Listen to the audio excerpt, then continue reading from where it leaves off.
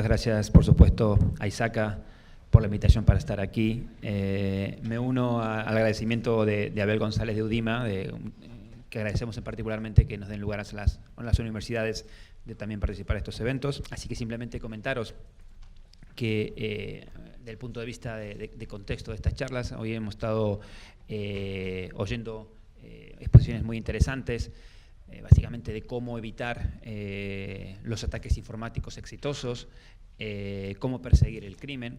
Y ahora, en este contexto, nuestro problema es pensar que ya hace varios años que hemos dejado de intentar construir sistemas invulnerables, lo que yo llamo el famoso modelo muralla de Ávila, intentando que nadie entre a nuestro sistema, por un modelo más flexible. De hecho, se ha tomado un término de la biología y de la psicología, el resilientes, ¿no? Queremos sistemas resilientes, sistemas que sean capaces de sobrevivir en un entorno hostil.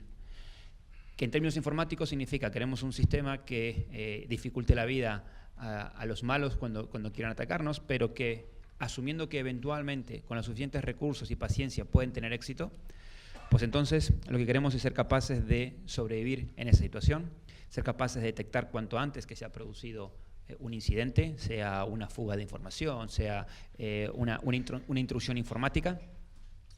Queremos ser capaces de limpiar el sistema, volver a la situación inicial, recogiendo pruebas para saber qué ha pasado, cómo ha pasado, quién ha sido, cuándo, ¿de acuerdo? Y todo eso sin dejar de dar servicio, es decir, con la famosa continuidad de negocio, ¿de acuerdo? Entonces, además de toda esta limitación, es posible que los datos que recojamos vamos a querer utilizarlos en un proceso judicial, lo cual ya impone restricciones serias a lo que podemos y no podemos hacer para recoger esos datos, y muchas veces estas restricciones se contraponen con los otros requisitos, como por ejemplo ser eficientes o rápidos a la hora de evitar los problemas, ¿de acuerdo? Entonces, en este contexto es que estos expertos que me acompañan hoy nos van a hablar. Os cuento que hemos pensado hacer una mesa, un formato un poquito distinto a las anteriores. Tenemos una serie de cuestiones que voy a ir planteando y que voy a invitar aquí que nos vayan respondiendo cada uno desde el ámbito en lo que le toque o en su área de expertise. Así que empezamos directamente. Vamos a plantear la situación que se ha producido un incidente de seguridad informática, y aquí cada uno que nos ponga el contexto de qué considera él en su situación un incidente de seguridad informática. La pregunta es: ¿qué factores son claves a la hora de decidir si se realiza actuaciones ante la autoridad judicial administrativa? Y si existe algún orden recomendable de actuación. En otras palabras, en lo que yo entendería es ¿qué hacemos? ¿Qué hay que hacer cuando se ha producido un incidente? Así que simplemente voy a coger el orden que tengo aquí en la lista, si nos parece bien, para ordenarme. Álvaro. Nosotros, cuando pasa algo, las pautas que seguimos para definir si se denuncia o no es un comité interno que se reúne, y a partir de ahí ve una especie de análisis interno, ¿no? Y decide dos cosas: si se va a denunciar y el grado de criticidad que tiene un poco el rigor para lo que es un poco las medidas disciplinarias a tomar, y después la denuncia o no. ¿Cómo lo hacemos? Pues vemos una escala de valoración, ¿no?, que es igual, muy parecida a la matriz de riesgos, por impacto reputacional, económico y organizacional. Y entonces eso, pues distintos baremos de cuánto se pierde, cuánto se le evita, qué podría ser reputacionalmente a nivel regional, por las redes, por todo, ¿no? Entonces tenemos unas escalas.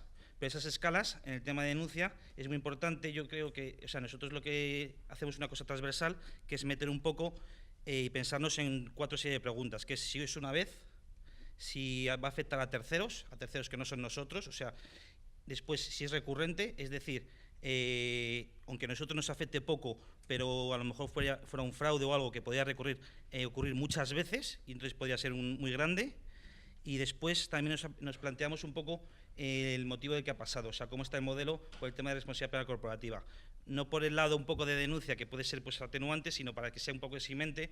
Vemos un poco si ese modelo está bien conjuntado y ha sido un fallo, habiendo establecido todas nuestras medidas y protocolos, se han cumplido y ha sido realmente pues, con mucho dolo, o que de repente ha habido una intención muy clara, o realmente hemos dejado las puertas abiertas. ¿Para qué? Para también tener un poco la consciencia de cómo nos vamos a poder responder frente a eso. Eso es un poco, o sea, es un poco el análisis de riesgos que hacemos y de impacto, y después, sobre todo, el más importante y un poco que sería el principal es daños a terceros, y considerando a terceros como empleados también.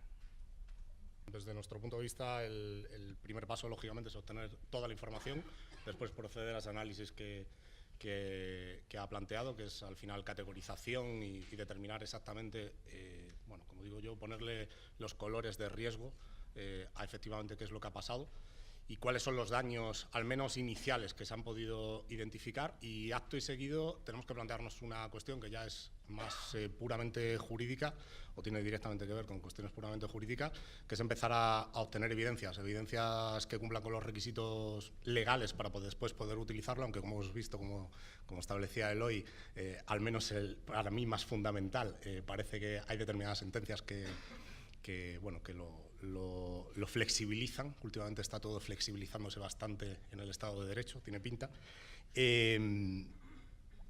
Y acto y seguido nos tenemos que plantear, una vez hemos obtenido esas evidencias, o incluso en algunas ocasiones antes de haber obtenido las evidencias, al menos todas ellas, tenemos que plantearnos ante qué hacer desde un punto de vista jurídico puro, ¿vale? Es decir, tenemos que interponer una denuncia, por ejemplo, si es un ciberataque, me da igual si es interno o es externo, no diferencio entre una y otra. Si tenemos que interponer una denuncia, abrir un procedimiento, lo que sería el inicio, digamos, de un procedimiento futuro, un procedimiento penal, o también tenemos que plantearnos, depende en este caso, el tipo de daño que se haya producido, el tipo de información, el tipo de dato que haya sido afectado, si también tenemos que notificar vía administrativa. Cada vez más tenemos normativas que nos imponen la obligación de tener que notificar a diferentes organismos administrativos bajo pena, entre comillas, de sanciones administrativas, no penales, sanciones administrativas, repito. Y si tuviera que proponer un orden, entre comillas, yo siempre iniciaría el procedimiento por una denuncia y después haría la parte administrativa. Esto tiene una cuestión, desde un punto de vista procesal, tiene una cuestión por debajo, que es básicamente que si finalmente se acaba abriendo el procedimiento de instrucción penal y pudiera haber incurrido en alguna responsabilidad administrativa, el procedimiento administrativo, en la medida en que tiene identidad, ambos procedimientos tienen la misma identidad, por así decirlo, van de lo mismo, aunque puede que os encontréis algún órgano administrativo que no le guste esto, ¿vale? Y el funcionario quiera seguir adelante con el procedimiento administrativo, esto es habitual, a veces basta con comentárselo al juez de instrucción y entonces él ya se encarga de llamarlo a filas al funcionario, paralizar el otro procedimiento, ¿vale? Es decir, no decimos que se cierre el procedimiento, decimos que se queda en stand-by, entre comillas.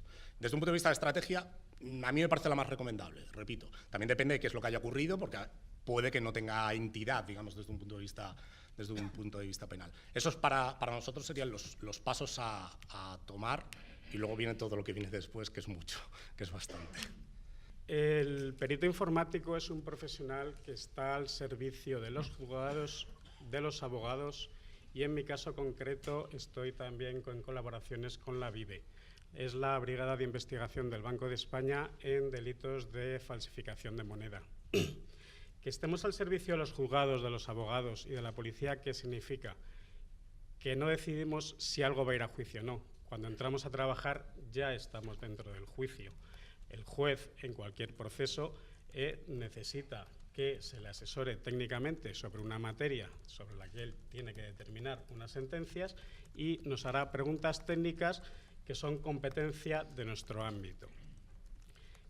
¿Qué es lo único que nos puede quedar a nosotros una vez ya está todo iniciado el proceso? Pues asesorar sobre los indicios, las pruebas o las evidencias informáticas que se van a poder usar en ese juicio una vez empezado después del análisis del material informático que se analice. Me gustaría matizar una cuestión sobre los correos electrónicos que han salido en la anterior ponencia. Efectivamente, en el ámbito penal, para que un perito pueda ver un correo electrónico es indispensable la orden judicial. Sin orden judicial no se puede ver el correo electrónico en el ámbito penal. En el ámbito laboral es distinto, hay otras pautas que sí se podría ver, no de cualquier manera, pero sí. Lo que me gustaría decir es que el Tribunal Supremo ha separado muy bien o ha delimitado qué es un correo electrónico. Un mensaje electrónico que no ha sido leído es correo electrónico y para poderlo leer se precisa de orden judicial. Ahora bien, un mensaje electrónico que sí ha sido leído por los interlocutores o por el emisor y el receptor, efectivamente no se va a necesitar de orden judicial para poderlo presentar en un juzgado. No me sé de memoria la sentencia, es del Tribunal Supremo y delimita esas dos diferencias. Que el mensaje ha sido leído, no ha sido leído, es interferencia de las comunicaciones. Si sí ha sido leído, es un fichero normal y corriente. El ámbito laboral cambia un poquito. Sigo un poco con el tema de los correos electrónicos porque ha salido y es un poco de improvisación, pero en el ámbito empresarial, siempre y cuando el empresario tenga una política de uso de los medios informáticos y telemáticos, se le hayan dado órdenes expresas al trabajador de que solo puede ser usado su material para fines laborales, se le haya avisado de que pueda haber controles rutinarios para que se pueda controlar que se están haciendo efectivas las órdenes que ha dado el empresario, se diga cómo se van a hacer y se haga todo de una forma proporcionada, no mirando a saco todo el material, sino poco a poco, con filtros o con búsquedas selectivas, sí que se puede en el ámbito laboral revisar el correo electrónico empresarial de un trabajador. Y básicamente, inicialmente, el perito cuando entra a trabajar, el tema ya está judicializado y poco le queda asesorar de si va a ir a juicio. No, el juicio ya está empezado. Desde mi punto de vista, voy a aportar relativamente poco a esta parte.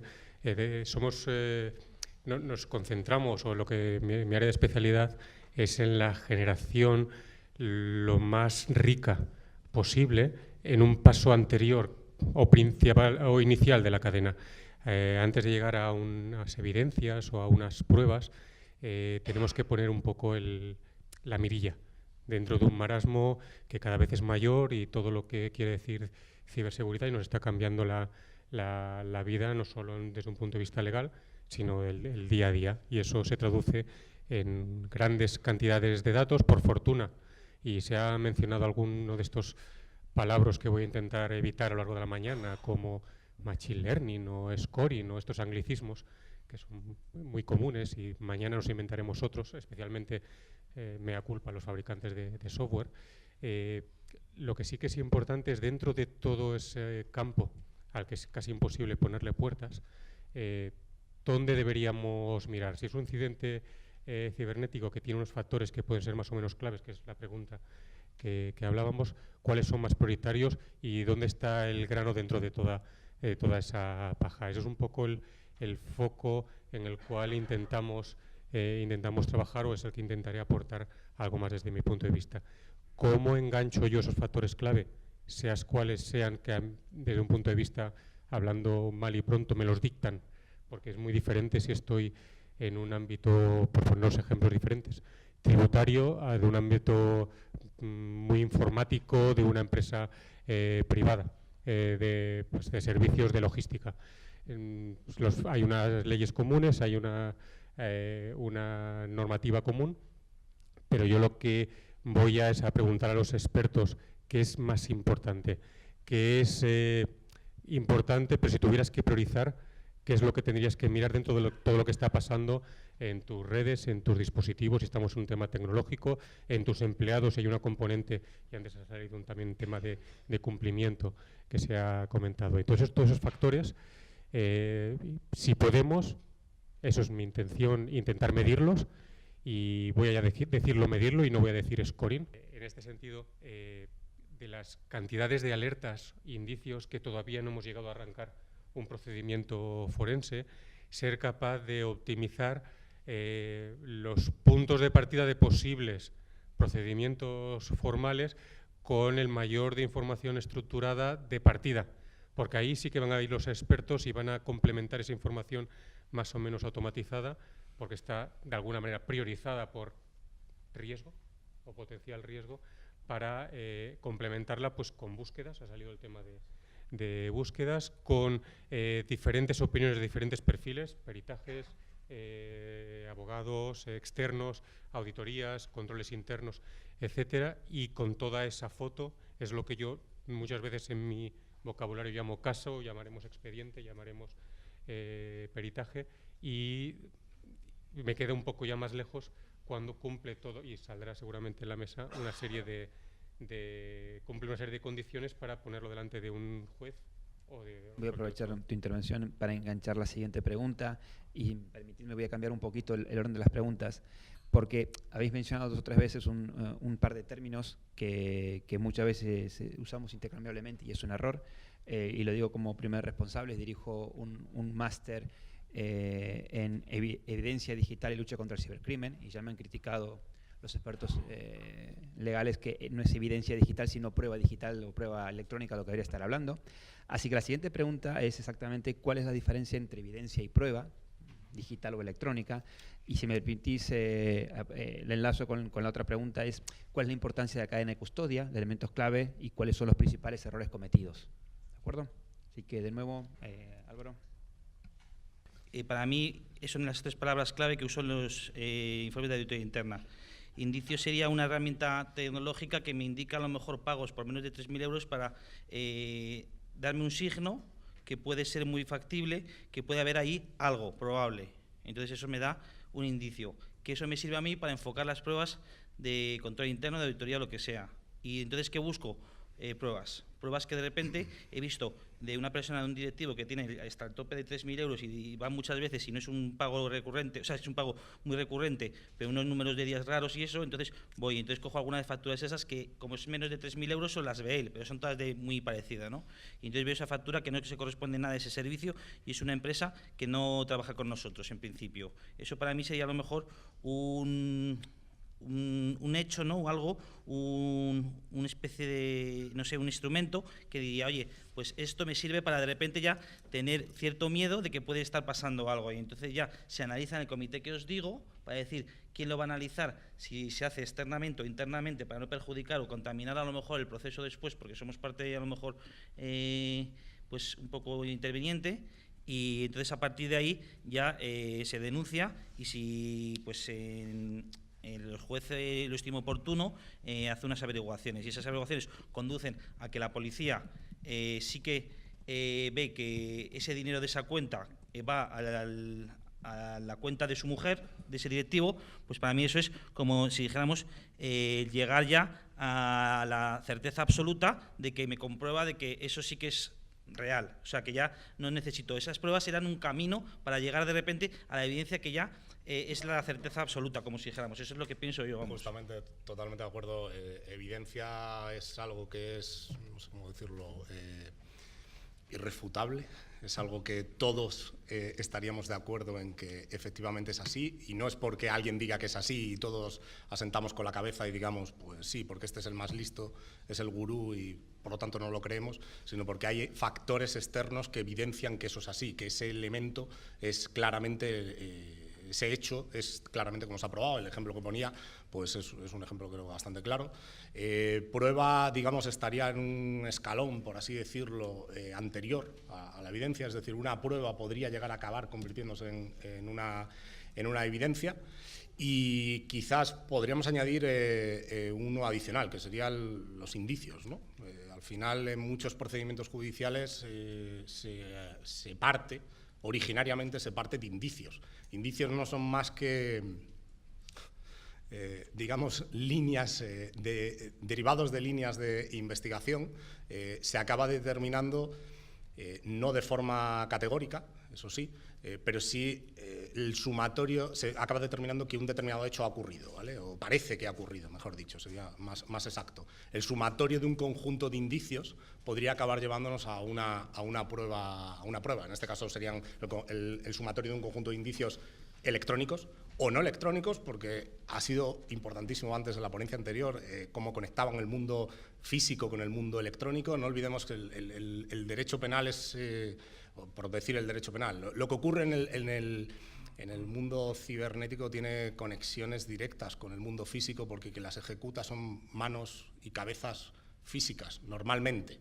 Otra cosa, podemos entrar en los bots, que también los hay de los malos. Pero definitivamente programados, son herramientas programadas por manos y cabezas humanas. Entonces, siempre hay una conexión de lo electrónico con algo físico. Es precisamente donde más dificultad hay, quizás a la hora de probar, es precisamente en esa conexión de la evidencia electrónica con la figura física, que al final es el imputado, la persona, el investigado, perdón, la persona que al final acabará siendo condenada si es que se demuestra, con esas pruebas, con esas evidencias, que se demuestra que efectivamente ha sido él el que lo ha hecho. Esa conexión no siempre es sencilla, es de hecho la parte más complicada, especialmente cuando entramos en un entorno como es Internet, que es abierto, es descentralizado, es transnacional. Jugamos con leyes nacionales en un mundo completamente desubicado, y la coordinación entre Estados es, bueno, inicialmente entre fuerzas y cuerpos de seguridad, policía judicial principalmente, es clave, y no siempre es fácil conseguir esa coordinación en todos los estados, precisamente en aquellos en los que las manos y las cabezas suelen ser el origen, digamos, de al menos su ubicación electrónica. Luego ya veremos a ver si la física está en el otro lado. Comparto totalmente las definiciones que se han dado aquí.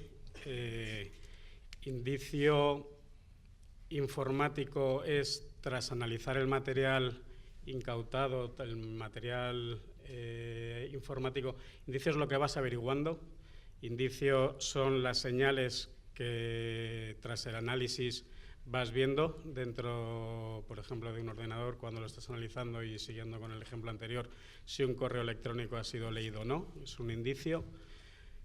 Evidencia es lo que es evidente, lo que es irrebatible, lo que categóricamente es así y no se debería poder tirar para abajo.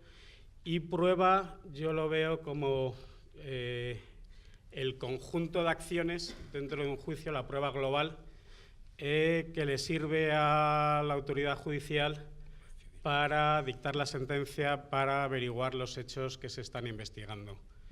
Los peritos trabajamos más o siempre en el dictamen hablamos de indicio, evidente es lo que te piden ya los abogados, pero pon lo que es categórico, que es tal, pues unas veces lo que sea, y ya la prueba se lo dejamos a los jueces, que cada profesión tenemos lo nuestro. Yo creo que hay un poco de, en mi opinión, frontera difusa, pues sobre todo por la parte de evidencia. Creo que entre indicio y prueba hay una mayor claridad. Pero yo me pongo, si me tengo que poner a mí mismo como ejemplo, yo me dedico a buscar indicios, y en algunos casos esos indicios son bastante evidencias. Sobre todo creo que Álvaro modestamente ha dicho, hombre, no sé explicarlo bien, pero ha puesto el ejemplo de los 3.000 euros. Eso para mí es un indicio. Todos hemos tenido que hacer alguna transacción que estaría alertada por una normativa individualmente, y no por eso dejamos de ser bellísimas personas. Cuando eso ya es algo más que un indicio, yo le hablaría de eso de un indicio de bajo riesgo, o con un riesgo que se tiene que poner en contexto. Cuando ya se supone que establece sobre todo una serie de relaciones entre diferentes sujetos, los comportamientos ilícitos, somos humanos y son bastante relacionales, hay llaneros solitarios, pues son bastante relacionales, y estableces relaciones, y esas transacciones de 3.000 tienen una periodicidad, son con un origen o un destino que cumple otra serie de indicios, y ese conjunto de indicios se forma en un paquete, ya empieza a tener más pinta de evidencia, y para mí clarísimamente la prueba no sé explicarlo en la frase legal que toca, pero es cuando quieres probar la existencia, te la tiene que aceptar la autoridad competente como tal. Me había dejado el tema de la cadena de custodia de lado, así que lo vuelvo a repetir, cuáles son los elementos claves y los errores principales cometidos en la preservación de esta cadena de custodia. Uno de los elementos claves para poder aportar en un procedimiento judicial una prueba, una evidencia, una prueba electrónica, sería que la prueba hubiera sido obtenida no vulnerando los derechos fundamentales, ¿vale? Aparte de eso, es necesario garantizar que la prueba aportada es íntegra y que se ha garantizado la custodia de la misma, la cadena de custodia de la misma.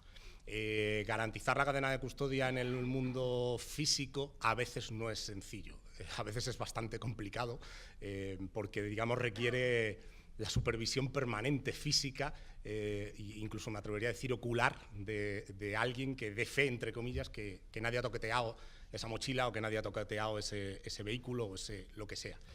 En el mundo electrónico, bueno, como digo, las matemáticas nos pueden ayudar bastante, de hecho nos ayudan bastante, especialmente la criptografía, nos ayuda bastante precisamente a eso. Los algoritmos criptográficos nos pueden ayudar precisamente a garantizar que algo, desde el mismo momento en el que se le aplica ese algoritmo, sea por ejemplo un sellado de tiempo, un timestamp, que lógicamente debería utilizar algoritmos que fueran seguros, digamos, que no estuvieran rotos en el momento de realización de esa captura, calculen unos hashes y el resultado final, digamos, a partir de ese momento tenemos la garantía, y como digo, esto puede ser interpretable, pero digamos que hablan las matemáticas, no habla el derecho.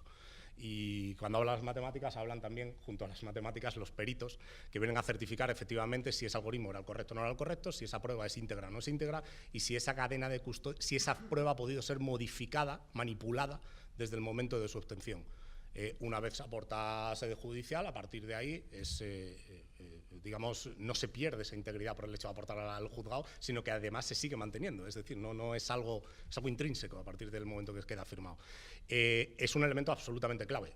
Sin eso, el abogado que tengamos enfrente, el abogado en este caso sería, entiendo, el abogado defensor, ¿no?, del presunto, el malo, presuntamente malo, se va a tirar como un auténtico perro de presa a precisamente ese punto, porque una vez tumbe ese punto, automáticamente esa prueba deberá dejar de tener que ser tenida en consideración por el juez en sala, y es justamente a donde se suele agarrar como última instancia a aquel que sabe que está defendiendo al malo, al que efectivamente lo ha hecho. ¿Por qué? Porque es una cuestión que automáticamente tumbará, no todo, lógicamente, dependerá qué prueba haya sido afectada, si son todas, si es una parte, automáticamente tumbarás los elementos esenciales para poder, digamos, atacar o defender, en este caso, atacar. Por lo tanto, el resultado final será que probablemente tengamos difícil condenar a la persona en cuestión. Cadena de custodia en informática son todas aquellas acciones que debes realizar para intentar demostrar o para demostrar que el material informático que se ha incautado es el mismo que tú has analizado y es el mismo que se presenta en el juzgado. Acciones que hagan demostrar que el material es lo que peritas y que el material es lo que llevas al juzgado. Un abogado defensor, si te has saltado alguno o ve indicios o ve evidencias de que esa prueba puede haber sido manipulada, te va a tirar la prueba que estás llevando al juzgado. ¿Cómo se demuestra en informática que algo ha sido modificado o no ha sido modificado? Mediante las claves hash. ¿Qué es una clave hash? Una clave hash es unas fórmulas matemáticas, unos algoritmos que se aplican a unos datos de entrada y te da como una firma criptográfica. Cuando se incauta material, se le aplica la clave hash al disco duro origen, se clona ese disco duro, se aplica la clave hash al destino. Si la clave hash es igual en el origen y en el destino, la prueba está bien, y luego, cuando tú peritas, compruebas otra vez que el material que estás analizando tiene la misma clave hash que se hizo en el momento del clonado, y cuando se va a juicio, si un segundo perito quiere ver o analizar esa prueba y comprobar que todo está yendo adecuadamente con la cadena de custodia, vuelve a calcular la clave hash y se tiene que comprobar que todas son iguales. La clave hash, si no sale igual, hay sentencias, por ejemplo, de la Anonymous. El material que se incautó tenía una clave hash, el material que se presentó en el juzgado tenía una clave hash diferente, la prueba no se puede demostrar que es la misma la incautada que la que se está juzgando, quedaron absueltos. No siempre que una cadena de custodia se vulnera o se rompe, queda invalidada la prueba. Lo que pasa es que el trabajo del perito es doble. Tienes que demostrar en el juzgado por qué esa prueba incautada, a pesar de no llevar la cadena de custodia, no ha sido manipulada y no ha sido adulterada. Un ejemplo que me viene a la cabeza, aunque no sea del ámbito informático, es este padre que incineró a 2 hijos, creo que fue en Andalucía. Al principio se decía que los huesos eran de animales, luego eran los hijos, luego tal. Ahí no hubo cadena de custodia, pero esa persona está en la cárcel. Entonces, el trabajo que ha habido que hacer es, a pesar de que la cadena de custodia se ha roto, demostrar que eso no invalida las pruebas que se están analizando y que se están presentando en el juzgado. Yo no tengo mucho más que añadir a los especialistas. Creo que la principal evolución viene que estamos en un mundo no solo físico, sino muchas veces virtual. Los discos duros, pues dentro de que ser digital, se pueden clonar y se pueden encriptar, pero imaginemos casos como cosas que están en memoria que no puedes desenchufar, y ahí es donde tienes que buscar las evidencias. Entonces, hay toda una serie de cosas que creo que los especialistas podrían hablar más en este sentido, pero son los que están evolucionando todo este proceso de cadena de custodia. Sí, justamente yo quería preguntar, profundizar en esta pregunta, y no sé, tal vez a Eugenio o Alonso, ¿cómo afecta este procedimiento de calcular el hash de un disco, de un conjunto de documentos? Llevamos muchos años trabajando, perfeccionándolo, y hemos tardado mucho tiempo en explicárselos a los no técnicos cómo funciona y por qué es fiable. Pero ¿cómo afectan las tecnologías nuevas este procedimiento? Me refiero igual cuando algo no está en un formato físico en un disco, o incluso cuando está en un disco de estado sólido, que físicamente funciona distinto. Es decir, este procedimiento de hash que hasta el momento tenemos como aceptado, ¿es mantenible? ¿Tiene que ser modificado? ¿Qué nos puedes decir al respecto? En un disco sólido, el hash en origen, cuando lo calculas, va a variar de la primera vez que lo calcules a la segunda. Entonces, lo que hay que hacer es ver qué acciones en ese momento concreto puedes tomar para demostrarle al juez que lo que has analizado es lo que has clonado. Pues se me ocurren testigos, letrados de la Administración de Justicia, notarios, personas que den fe de que lo has clonado, usar máquinas clonadoras, y lo que sí, lo guardas en un dispositivo que no se le va a modificar ese hash, y ese hash es ya lo que dejas en el acta judicial, lo que dejas en la notaría, pero ahí necesitas improvisar, ilustrar que no se ha modificado, que la prueba que has analizado, o sea, que la prueba que se ha cogido es la que has clonado, es la que has analizado y es la que llevas al juzgado. Y son los testigos, terceros testigos. Antes he dicho la frase, comienzan a hablar las matemáticas. A veces no solo que las matemáticas nos es suficiente y nos hacen falta esos elementos externos, como puede ser un notario, puede ser incluso las fuerzas y cuerpos de seguridad. Alguna vez lo hemos hecho con fuerzas y cuerpos de seguridad presente, digamos, con el policía X que se ha personado en una determinada entidad.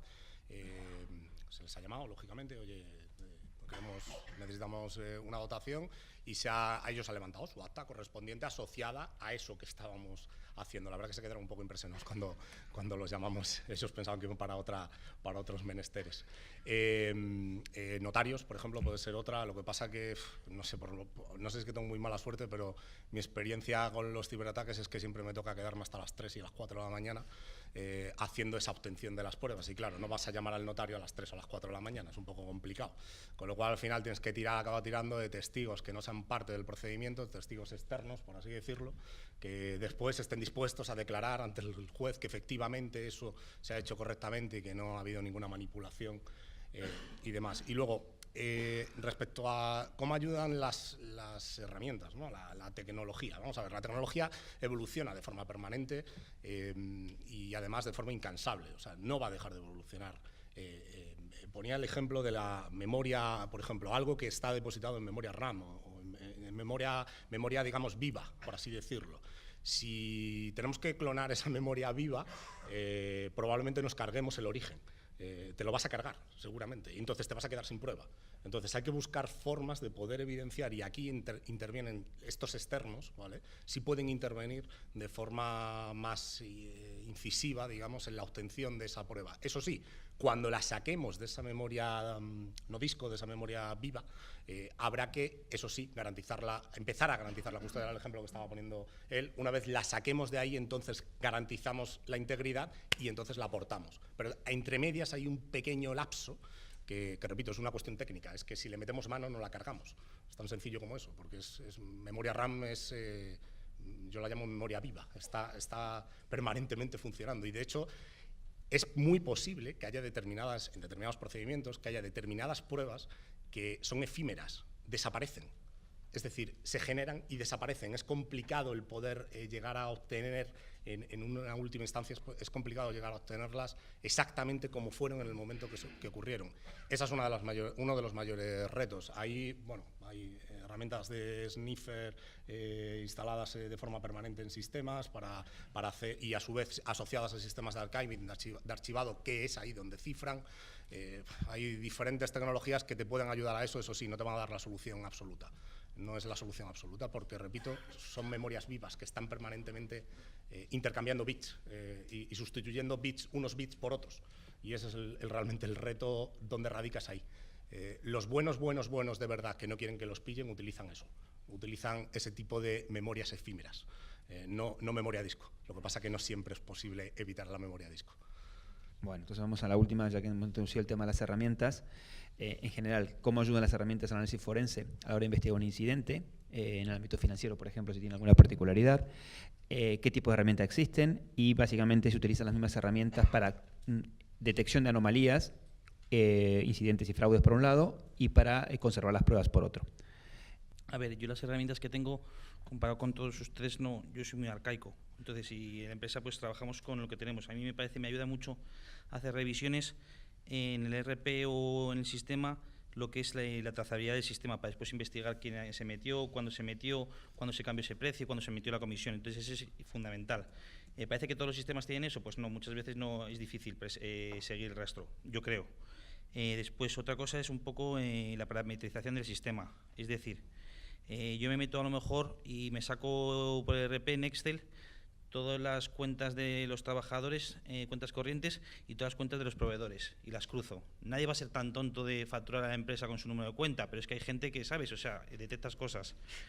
Entonces, el sistema, a lo mejor, yo le pido a los de desarrollo de IT, que son muy buenos en mi empresa, digo, oye, por favor, y oye, ¿no podíais hacer de repente que nos saltara una alerta si en un momento coincide? Y entonces vemos a ver lo que pasa, no voy a ir de repente a saltar, y dicen, pues sí, pues entonces eso está muy bien, ¿no?, para esa herramienta. Hay otro que, por ejemplo, bueno, me han contado, me han dicho, sé, que ha habido un par de empresas cotizadas que un externo, un pirata o lo que sea, se ha metido en el ERP y ha cambiado su cuenta de proveedor, en las fichas de proveedores, la cuenta corriente. ¿Qué pasa? Que entonces cambia la fecha de una cuenta de proveedor, de un proveedor muy recurrente y muy grande. Entonces llega la factura de certificación de no sé qué, son 2 millones de euros o 10 millones de euros, y entonces, claro, pasa todo el proceso del ERP de aprobaciones, es una factura perfectamente hecha por el proveedor lícito, original, no sé qué, no sé cuánto, pasa toda la cadena del flujo, ¿no?, de aprobaciones, y de repente pues se da la aprobación, y la remesa siguiente, cuando toque el día 15 o el día 20, hace la remesa de pagos, y la remesa de pagos chupa automáticamente de la cuenta del campo donde está el proveedor del ERP. Entonces es un problema porque de repente al día va una cuenta que está en cualquier banco español, pero a los 2 segundos desaparece y se va.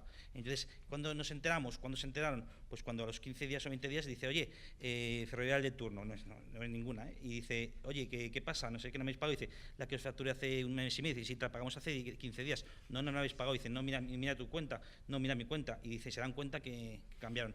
Entonces, eso es en alta de sistemas, en proveedores, y cuando de repente un proveedor te pide que cambies la cuenta. Yo con los métodos arcaicos que tengo muchas veces digo, oye, coño, a partir de ahora un nuevo proveedor, porque los antiguos ya no pasa nada, y mientras que no haya pasado nada, y los nuevos proveedores, cuando se pide la cuenta, vemos el registro de usuarios y vemos que tenemos 180 acceso a eso.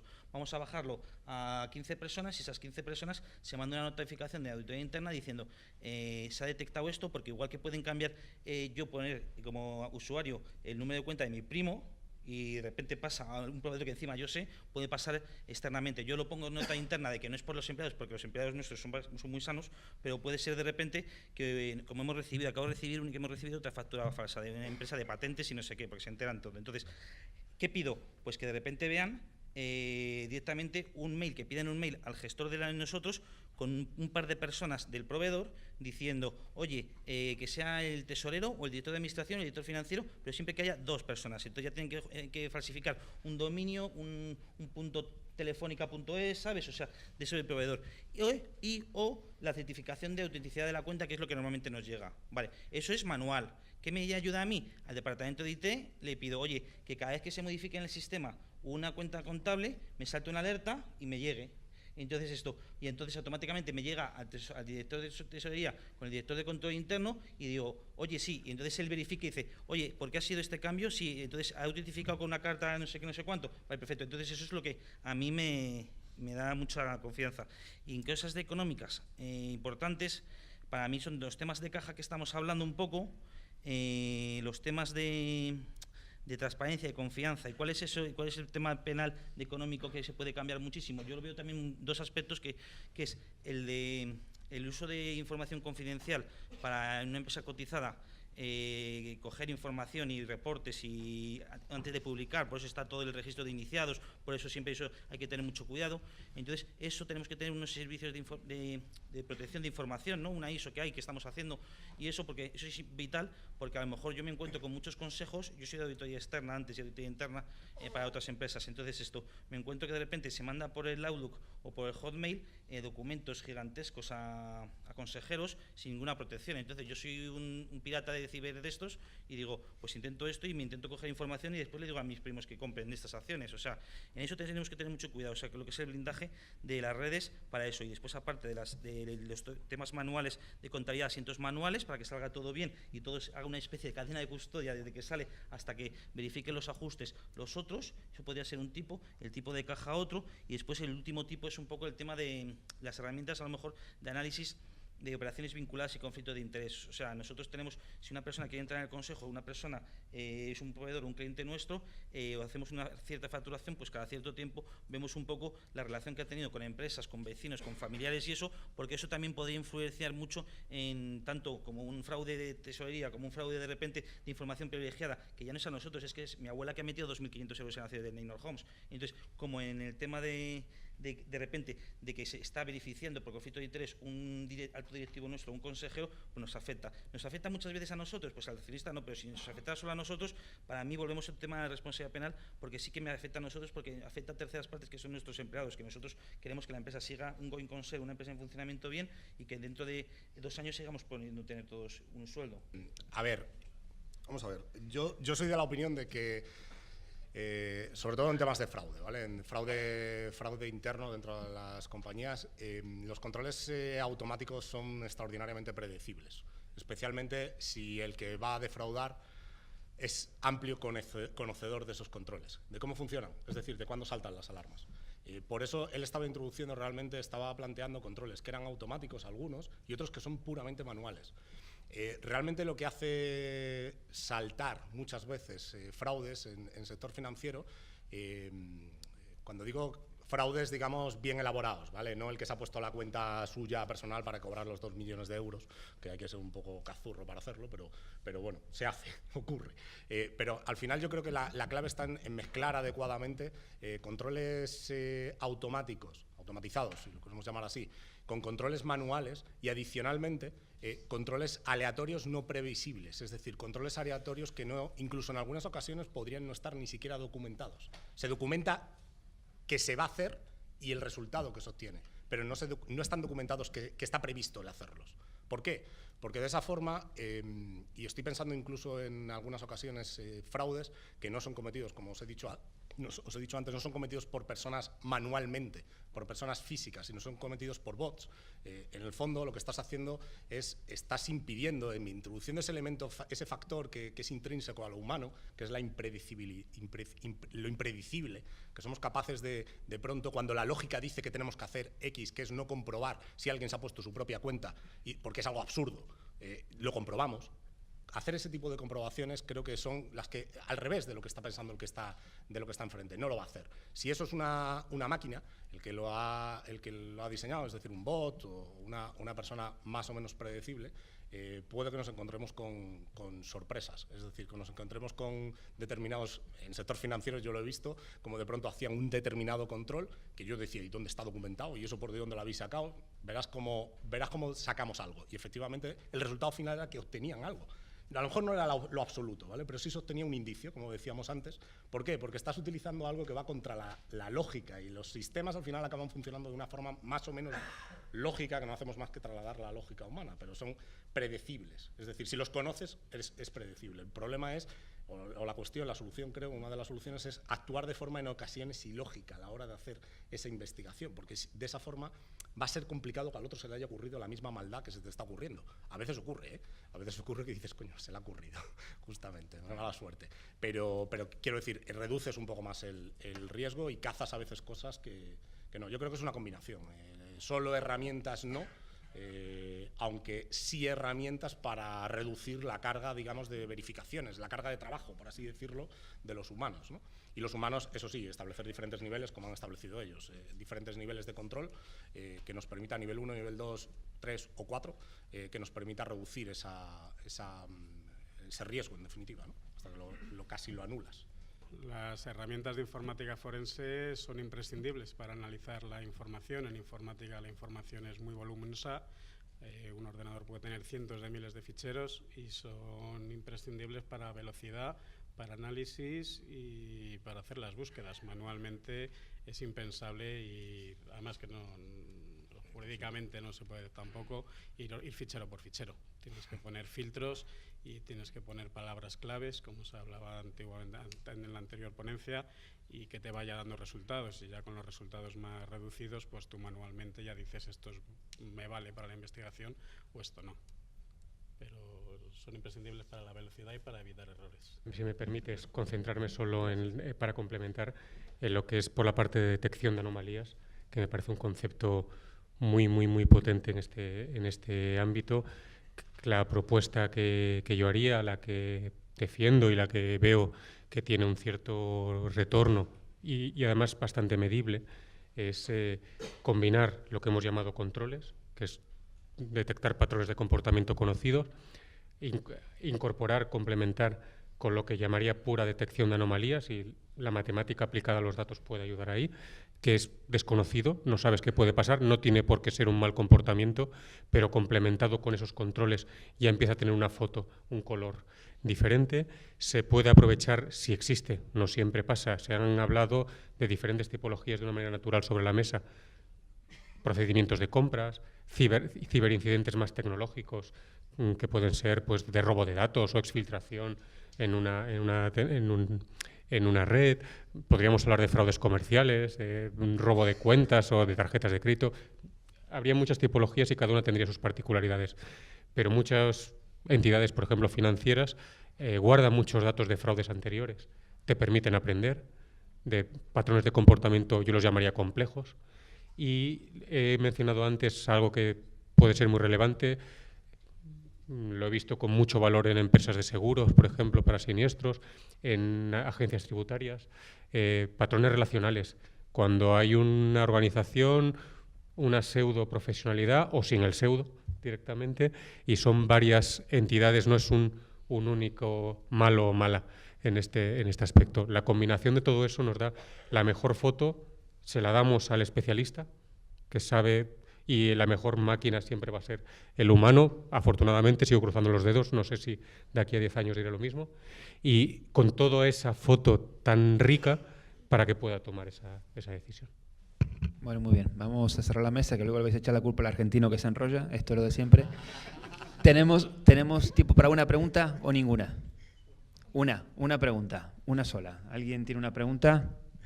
Bueno, pues en relación a lo comentado inicialmente por Álvaro Conde, aunque bueno, también lo ha comentado Alonso, respecto a cuando se produce un incidente, el decidir si se denuncia o no se denuncia, hablabas, digamos, de un análisis de 4 aspectos. Primero, si se ha producido una sola vez, si causa daños a terceros, si es recurrente y luego que ha fallado, ¿no? Mi pregunta es, o sea, ¿esos elementos son los únicos que se tienen en cuenta para decidir si se denuncia o no? nosotros, claro, el tema de la denuncia tenemos que verlo con mucho cuidado, porque cuando digo que analizamos con una matriz de riesgos el impacto que hay económico, reputacional y organizacional, eso no es como en el mapa de riesgos, porque la probabilidad ya se ha dado. Decimos, ojo, que de repente nos sale aquí abajo, pero podemos tener un peligro de que nosotros estamos vendiendo casas, o sea, una casa para nosotros es más que un tornillo. Entonces, el impacto reputacional de una persona multiplicada por 8 en redes sociales nos puede hacer mandarnos a la compañía a la mierda enseguida. Entonces, es un tema importante. Entonces, esto está dando, la materialidad es pequeña, es una persona, sí, pero tiene un impacto reputacional muy grande. Entonces, esto está dañando un tercero. Entonces, nosotros con unas escalas de valoración, porque cada uno tiene las suyas, o sea, a mí lo de los scoring de Big Four y eso, pues bueno, también he estado mucho y lo he hecho. Entonces, esto, digo, bueno, vamos subiendo y decimos, bueno, son 4 aspectos, como podríamos haber medido más, pero el más importante para nosotros y el que está más ponderado es el daños a terceros, ¿sabes? Entonces, el segundo es que de repente, aunque sea pequeño, pero se puede seguir haciendo esa persona el mal, como si dijéramos, ¿sabes? Y entonces esto, un one-off, pues prefiero que si es una cosa que se ha acotado en un momento y ya la debilitamos bien, pues bueno, pues entonces a lo mejor tampoco va a pasar nada, ¿sabes? Si se queda así. Y lo último, pues es un poco la protección y mirarnos a nosotros por dentro mismos, porque decimos, ojo, que si viene después un tercero independiente a revisarnos cómo hacemos el proceso de investigación, porque eso en paralelo va, lo analizamos desde internal audit o lo analizamos desde un experto externo, ¿no? Entonces, uno de los dos también depende mucho si va a denunciar. Si ya sabemos en principio que no va a denunciar, normalmente lo hacemos internamente. Si pensamos que va a denunciar, tiene más probabilidades que sea un experto externo, ¿no? Entonces, lo último es un poco para protección nuestra, es decir, no vayamos a tirar pedas contra nuestro propio tejado. Tiene un scoring, tiene una ponderación menor, pero dice que el modelo de responsabilidad penal dice que tienes que tener un modelo establecido, centrado, hemos dado la formación, hemos trasladado esto, hemos hecho controles, han funcionado, hay evidencia de que han funcionado esos controles, ya no podemos hacer más. Ha sido una cosa de muy mala leche de esta persona o lo que sea, ¿no? Entonces decimos, bueno, pues entonces podemos denunciar más tranquilamente, porque si nos vienen, hemos cumplido como un buen alumno aplicado. Vale, entendido. Muchas gracias.